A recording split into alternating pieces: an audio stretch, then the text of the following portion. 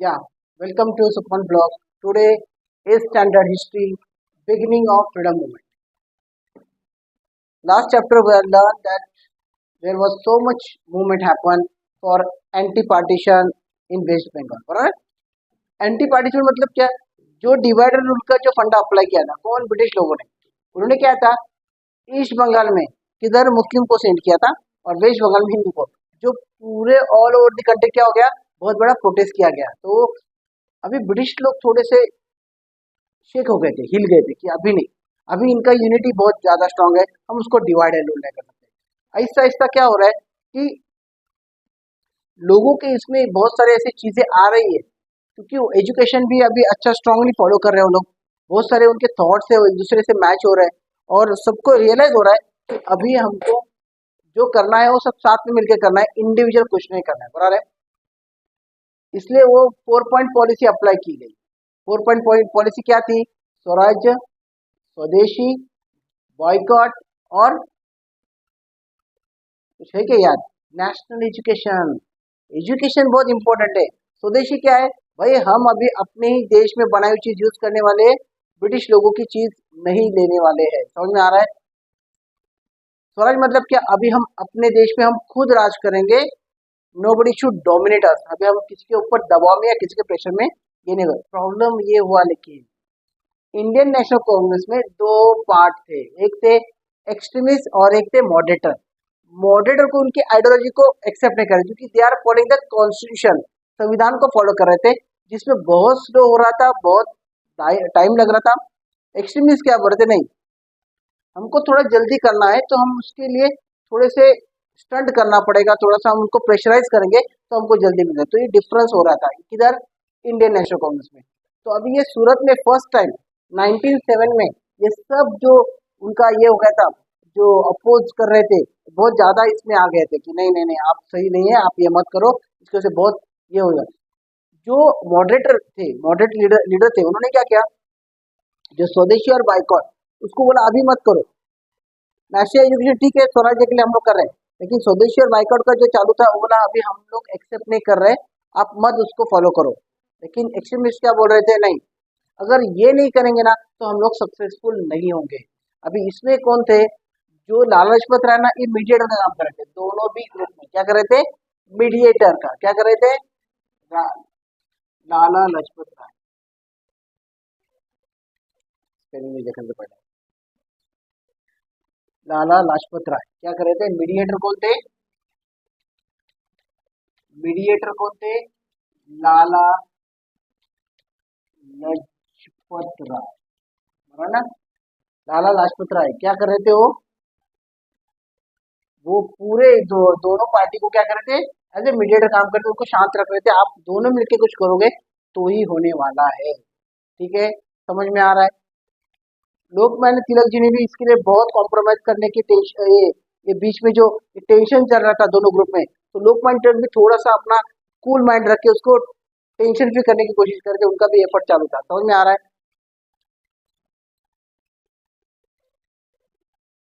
Finally दोनों के इसमें क्या हो गया, स्प्लिट हो गया। दोनों भी एक दूसरे को एक्सेप्ट नहीं कर रहे थे, दोनों भी एक दूसरे कोई लेवल तक मैनेज नहीं कर पा रहे थे। ठीक है, समझ में आ रहा है? अभी सेकेंड पार्ट क्या हो गया, सेपरेशन ऑफ ब्रिटिश। अभी ब्रिटिश लोग को मालूम पड़ा कि ये दोनों पार्टी एक दूसरे की बात सुन नहीं रही है, मतलब इनकी पावर आधी हो चुकी है, तो हम उसको और आधा करेंगे। तो उन्होंने क्या किया, जो भी पब्लिक मीटिंग है उसको इलीगल डिक्लेयर किया। क्या किया? आप कोई भी 4-5 आदमी मिलके या कोई भी एक ग्रुप या ऑर्गेनाइजेशन मिलके कोई भी मीटिंग नहीं ले सकते, नहीं तो आपको जेल में डाला जाएगा। बराबर है? बहुत सारे जो न्यूज़पेपर थे, जो रिपोर्टर थे, जो एडिटर थे, उनके ऊपर बहुत सारे बैन लगाए गए कि आप ये न्यूज नहीं छाप सकते, आप लोगों को बहुत भड़का रहे हैं, देश में बहुत हिंसा हो सकती है। बहुत सारे ऐसे बोलते हैं ना, प्रेशराइज किया गया है देश के लोगों को, जो भी प्रोटेस्ट करे थे उनके आगस में। कोई तो क्रांतिकारी थे, जो फ्रीडम फाइटर थे, उनको प्रिजन में डाला गया, उनको जेल में डाला गया, उनको बहुत परेशान किया गया। उसमें क्या हो रहा था, जो केसरी जो न्यूज़पेपर था उसमें बहुत सारे ऐसे कॉलम लिखे गए जिसकी वजह से लोकमान्य तिलक जी को उन्होंने अरेस्ट किया और बिपिन चंद्र पाल उनको भी क्या किया था, जेल में डाला गया। लेकिन लोकमान्य तिलक जी को 6 साल की सजा सुनाई गई। क्या करे? किधर थे? मंडाले जेल में। किधर? म्यांमार में जो था ना मंडाले जेल, वहां पे उनको सदा मंडाले जेल इन म्यांमार 6 साल तक उनको क्या किया गया, सजा जेल में डाला गया कि उन्होंने क्या किया, he is like a traitor, वो देशद्रोही है, वो सरकार के खिलाफ बात कर रहे हैं, तो इस हिसाब से उनको मंडाले जेल में क्या किया, जेल में डाला गया। बराबर है, कुछ भी डाउट है, क्लियर है?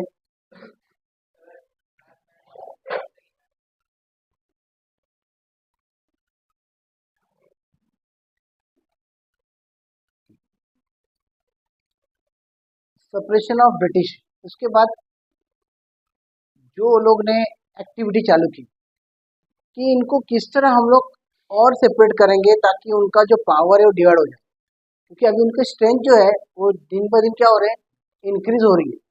इंडियन लोग बहुत सारे एक दूसरे को फॉलो करना चालू किए, वो हिंदू हो या मुस्लिम हो या सिख सिख हो या कोई भी अदर कास्ट के हो, कोई भी अदर लीग हो, एक दूसरे को फॉलो करके क्या कर रहे थे, जो लीडर बोल रहे हैं ना उनको फॉलो कर रहे थे। Got it? क्योंकि अभी बात ऐसी हो रही थी कि सबके मन में ऐसा हो रहा था कि हम फ्रीडम के लिए लड़ेंगे। पहले ऐसा नहीं था, पहले जो चीज थी वो अलग थे, सेपरेट सेपरेट रहते थे, हिंदू अलग, मुस्लिम अलग, सिख अलग, सब अलग अलग थे। अभी क्या हो गया, प्रेशराइज हो रही है, ब्रिटिश गवर्नमेंट प्रेशराइज हो रही है, और फिर उन्होंने क्या किया, मुस्लिम लोगों को कन्विंस किया, अगर आपको आपके लिए कुछ जजमेंट चाहिए तो आपको अपना अलग ऑर्गेनाइजेशन फॉर्म करना पड़ेगा। क्या करना पड़ेगा? फिर वही चाल। और मुस्लिम लोग बोल रहे थे हाँ, अपने बराबर बोला, उनको थोड़ा, क्योंकि देखो पावर उनके हाथ में है। जैसे आज की तारीख में जो भी बड़ा आदमी है, कौन से बेस पे, पावर उसके हाथ में, तो उसकी बातों को बहुत फॉलो किया जाता है। क्या किया जाता है? अभी हमारे जो इंडियन लीडर्स थे उनके हाथ में तो कुछ भी पावर नहीं थी, वो तो स्ट्रगल कर रहे थे, बराबर कि नहीं? तो उनकी बातों से ज्यादा मुस्लिम ने किसको फेवर किया, अंग्रेज लोग को फेवर किया। उन्होंने क्या किया, आगा खान जो थे उन्होंने क्या किया, सेपरेट मुस्लिम लीग का ऑर्गेनाइजेशन, मुस्लिम लीग ऑर्गेनाइजेशन फॉर्म किया। क्या किया? सेपरेट बना दिया। भाई अभी हम अपने हिसाब से हमारी जो रिलीजन है, हमारे जो लोग हैं उनके लिए हम लोग अलग से कुछ ना कुछ डिमांड रखेंगे, समझ में आया? मुस्लिम लीग इन 1906 में फॉर्म किया, और इसको कौन सपोर्ट किया, लॉर्ड मिंटो को, जो ब्रिटिश ऑफिसर थे उन्होंने सपोर्ट किया। समझ में आ रहा है कि आप करो, आपको जो चाहिए वो सब हम लोग दे देंगे, उनको वही चाहिए, उनको इस देश की जो पॉलिसी है उसको क्या करना है, ब्रिटिश गवर्नमेंट के लिए यूज करना है, not for the Indian people. समझ में आ रहा है? क्लियर है? फिर आया मॉर्ले मिंटो एक्ट। अभी ये क्यों हुआ, अभी हम लोग जो इंडियन एजुकेटेड लोग थे, अच्छे लोग थे, उनको गवर्नमेंट जॉब नहीं, उनको एक्सक्लूड किया गया, तो वो एक ऑब्जेक्शन था। फिर साउथ अफ्रीका में जो हमारा, हमारे लोगों के साथ बहुत अच्छा, बहुत बिहेवियर, बहुत गंदगी मतलब बहुत बैडली बैडली बिहेव करते हैं। जैसे अफ्रीका में अपने गांधी जी को ये किया गया था, ट्रेन से निकाल दिया गया था। तो अफ्रीका में बहुत सारे ऐसे चीजें हो रही थी, फिनोमिनन घट रहे हो रहे थे, तो लोगों को बहुत डिससेटिस्फेक्शन था, वो उनको उनकी जो हालत थी वो अच्छी नहीं लग रही थी कि ये सब गलत हो रहा है हमारे साथ में, उनको फील हो रहा था।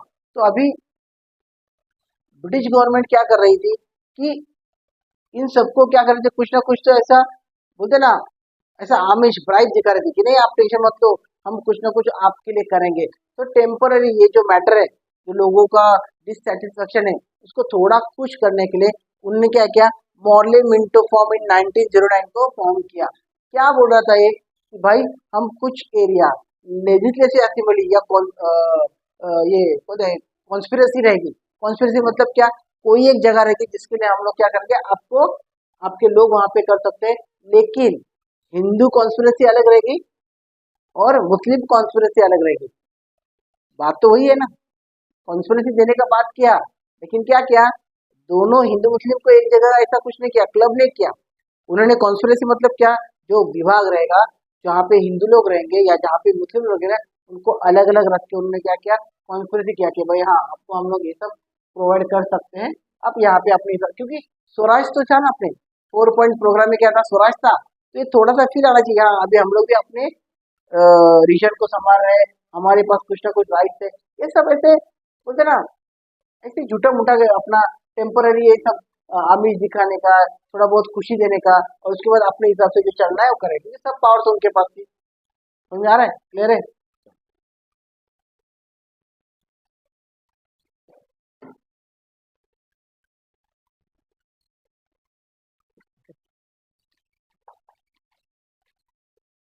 ओके,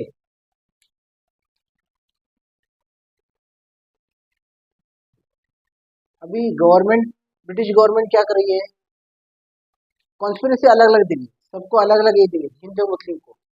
लेकिन लोकमान्य तिलक जो थे, उन्होंने थोड़ा सा अपना माइंड कूल किया। वो एक्सट्रीमिस्ट थे, लेकिन उनको लगा कि अभी हमको थोड़ा सा कॉम्प्रोमाइज करना पड़ेगा जिससे हमको फायदा हो। फायदा इन द सेंस क्या है कि अगर हम लोग एक दूसरे से झगड़ा करेंगे, हमारा जो डिफरेंस है वो जो सॉल्व नहीं करेंगे ना, तो हमको जो फ्रीडम मिलने का जो चांस है ना, वो पॉसिबिलिटी बहुत दूर तक जाएगी या उसको बहुत टाइम लगेगा।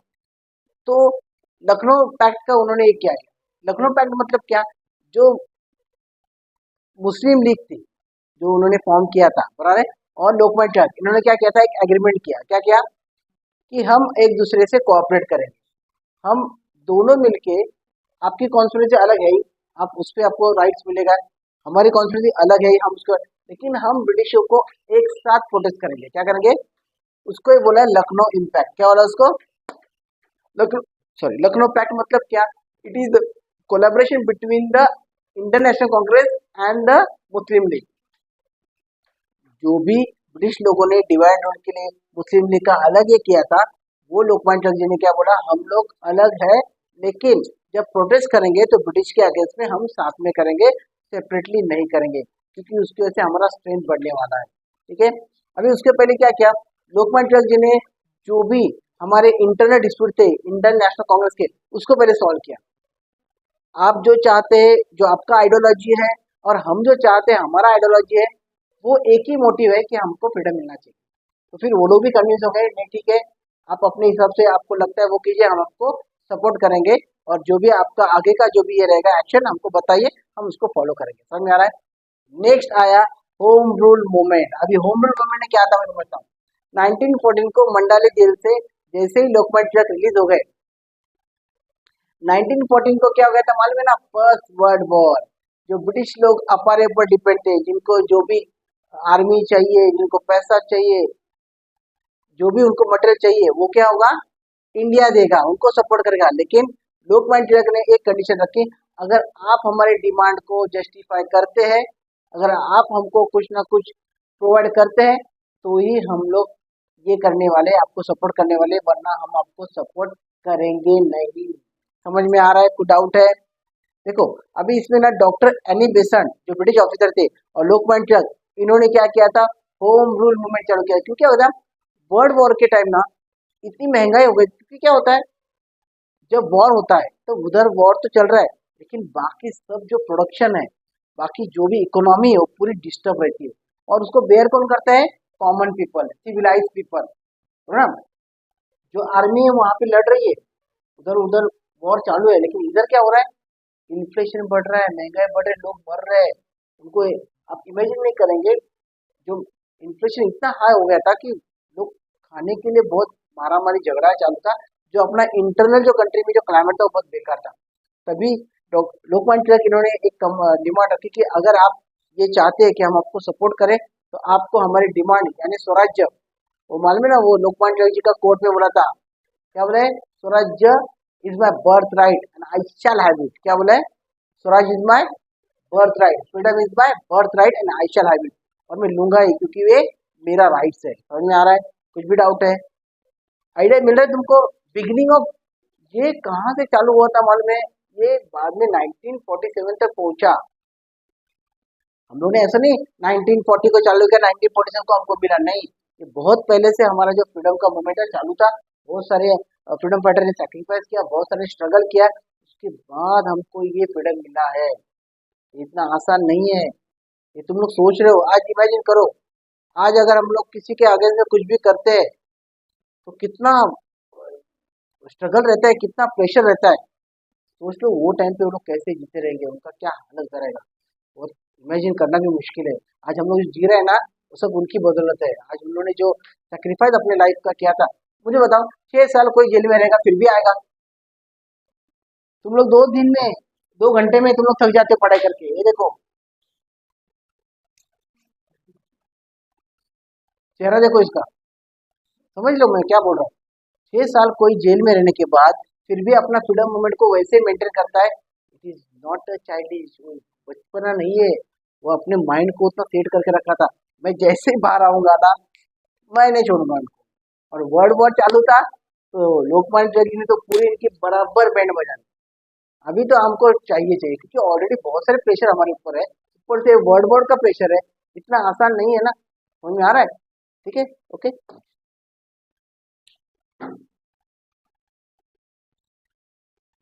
Okay, now this is one is second last topic of this chapter, first world war and India.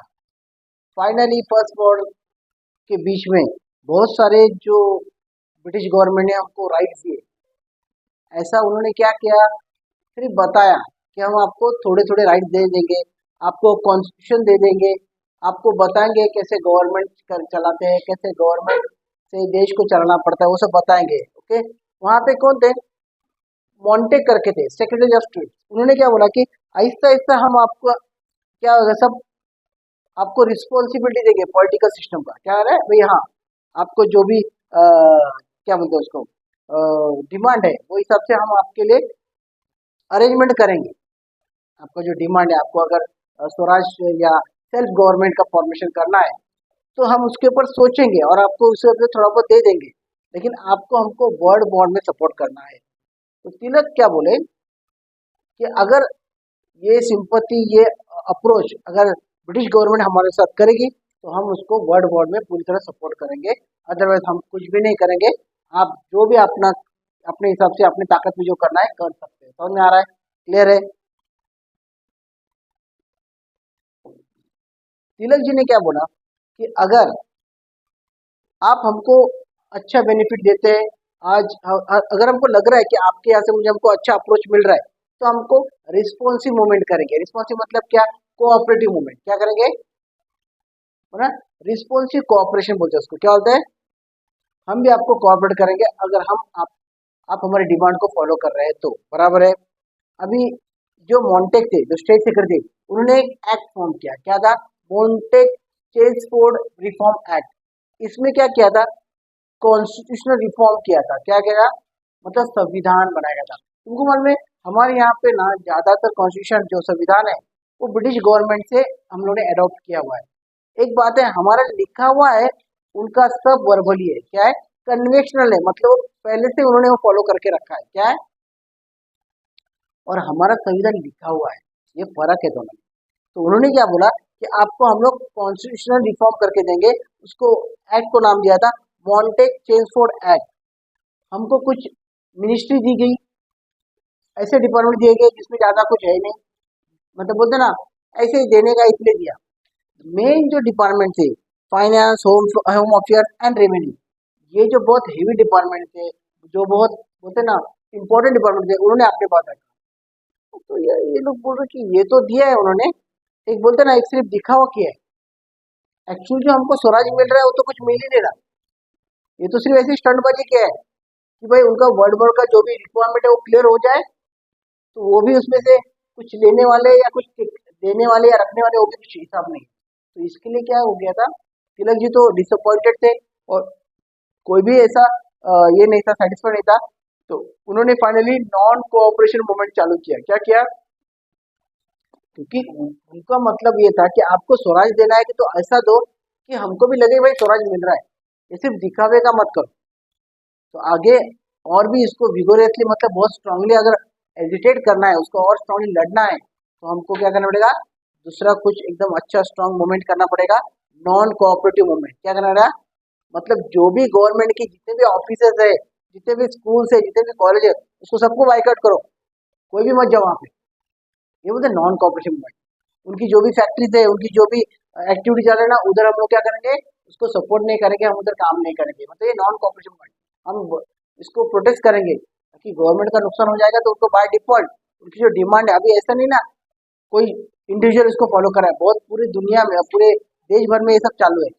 ये सब बहुत सारा आगे का चैप्टर है, हम इसके ऊपर आगे पढ़ने वाले हैं। नॉन कोऑपरेशन मूवमेंट क्या होता है, नॉन कोऑपरेशन, उन्होंने कोऑपरेशन करना बंद कर दिया, और फिर ये बहुत स्ट्रांगली हम लोग ब्रिटिश को क्या करने लगे, फॉलो करने लगे, उनको प्रोटेस्ट करने लगे। ठीक है, समझ में आया चैप्टर, कुछ भी डाउट है, क्लियर है? इंपॉर्टेंट पॉइंट है, उसको फॉलो करोगे तो तुमको चैप्टर समझ में आएगा।